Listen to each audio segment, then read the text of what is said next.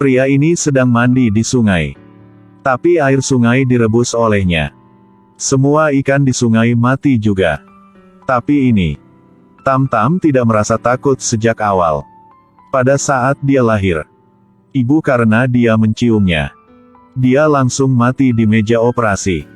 Sang ayah ketika memberinya susu, mencicipi dengan bibirnya untuk memeriksa seberapa hangatnya. Hasilnya juga tidak terduga, dia meninggal secara tragis. Nana di rumah sakit merasa anak ini menyedihkan. Dengan baik hati bawa dia pulang untuk dibesarkan. Siapa sangka keesokan harinya, burung beo di rumah mati semua. Nana, apa yang kamu beri mereka makan? Susu dicampur dengan kacang pohon. Memikirkan kematian orang tua Tam-Tam, Nana tidak bisa tidak ragu. Ada masalah dengan sisa susu Tam-Tam. Jadi dia hendak mengambil botol susu dan menciumnya. Ketika dia ingin menyesap, kucing di rumah tiba-tiba melompat. Botol susu pecah di lantai. Itu segera bergegas untuk menjilatnya hingga bersih. Siapa sangka menjilatnya kurang dari 2 menit. Kucingnya mati mendadak. Nana takut setengah mati. Dan tepat pada saat ini, di luar jendela ada guntur dan kilat. Tam-Tam terbangun sambil menangis keras. Nana pergi ke sana untuk memeriksanya. Lalu dia melihat karpet terbang dengan matanya sendiri. Tubuh Tam-Tam, dengan mata telanjang bisa melihat sepertinya sedang tumbuh. Semua kancing bajunya terlepas. Ya Tuhan, ini tidak mungkin nyata. Orang tua mendengar suara itu dan berlari datang. Tapi melihat Tam-Tam sekarang, telah berubah menjadi anak berusia 2 tahun. Nenek-nenek memeluk. Dia baru lahir 3 hari. Tam-Tam dibawa ke laboratorium. Para ilmuwan mengambil air liurnya, disuntikkan ke tubuh tikus putih. Memang, hasil tes, ada racun di dalamnya. Selama 3 hari, telah tumbuh menjadi bayi berusia 2 tahun. Juga karena penyakit raksasa. Tapi kenapa dia mengidap penyakit ini? Setelah menyelidiki, Nana menemukan orang tua kandung Tam-Tam. Mereka semua bekerja di pabrik pengolahan limbah. Paparan jangka panjang terhadap limbah, emisi polutan. Sampai-sampai tubuh mereka memiliki jumlah racun yang sangat besar. Tam-Tam sangat mungkin terpengaruh oleh ini. Itu sebabnya tubuh dilahirkan dengan racun. Bahkan jika dia harus dialisis darah 7 kali, toksinnya masih belum turun. Hanya bisa hidup sehari-hari di ruang kaca. Tapi ini bukan rencana jangka panjang. Setiap ada badai, akan memicu sindrom raksasa Tam-Tam. Dia takut dan bersembunyi di lemari. Tapi belum lama, lemarinya juga rusak gara-gara badannya tambah gede. Masih tidak bisa melarikan diri. Takdir untuk tumbuh dewasa. Tunggu sampai Nana datang berlari di tengah hujan datang. Tam-Tam telah tumbuh hingga terlihat seperti berusia 5 tahun. Yang setelah melalui penelitian para ilmuwan, menemukan pertumbuhan dirinya ini. Bahkan air matanya beracun sekarang. Tidak tahu lain kali, akankah situasinya menjadi lebih buruk? Nana menderita banyak. Tiba-tiba jatuh sakit dan harus dirawat di rumah sakit. Tam-Tam sangat khawatir. Dari ruang kaca berlari keluar untuk mengunjunginya. Juga memetik seikat bunga liar di pinggir jalan. Ingin membahagiakan ibunya. Tapi Nana baru saja menerima bunganya. Direnggut kembali oleh peneliti. Langsung membuangnya keluar jendela. Siapa tahu apakah itu beracun atau tidak. Tam-Tam menangis sambil berlari ke ruang kaca. Sejak itu, dia sepertinya menyadari ketidaknormalannya. Esokan harinya, ketika peneliti tidak ada di sana, dia diam-diam meludahkan seteguk air liur ke dalam gelas airnya. Tetapi ketika melihatnya akan minum, dia tidak bisa buta hati lagi. Saya lihat sepertinya memiliki serangga yang jatuh ke gelas Anda. Peneliti hanya merasa bahwa dia nakal. Di lab hanya ada tikus putih, oke. Setelah mengatakan itu, hendak untuk menyesap air. Tam-Tam melihat itu.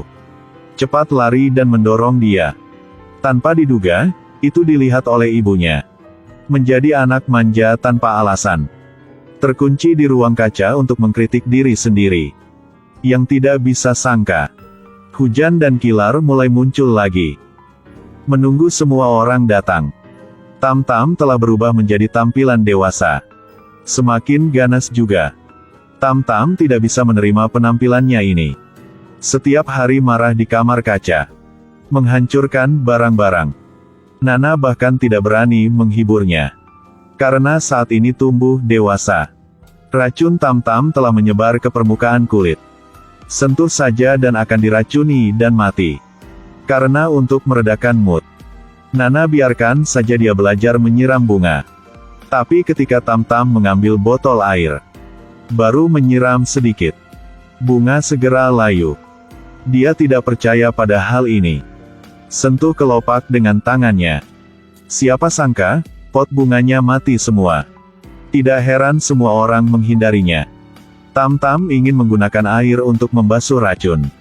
Tapi itu membuat seluruh panci air mendidih. Dia mengangkat wajahnya ke langit dan berteriak. Marah pada dirinya sendiri karena tidak berdaya untuk melakukan apapun tentang racun ini. Sangat naik pitam. Membuatnya menumbuhkan taring yang menakutkan. Dengan santai memegang sebatang. Pecahkan tangki air. Pot bunga di teras tidak luput dari kesengsaraan. Suara yang begitu keras menarik perhatian semua orang.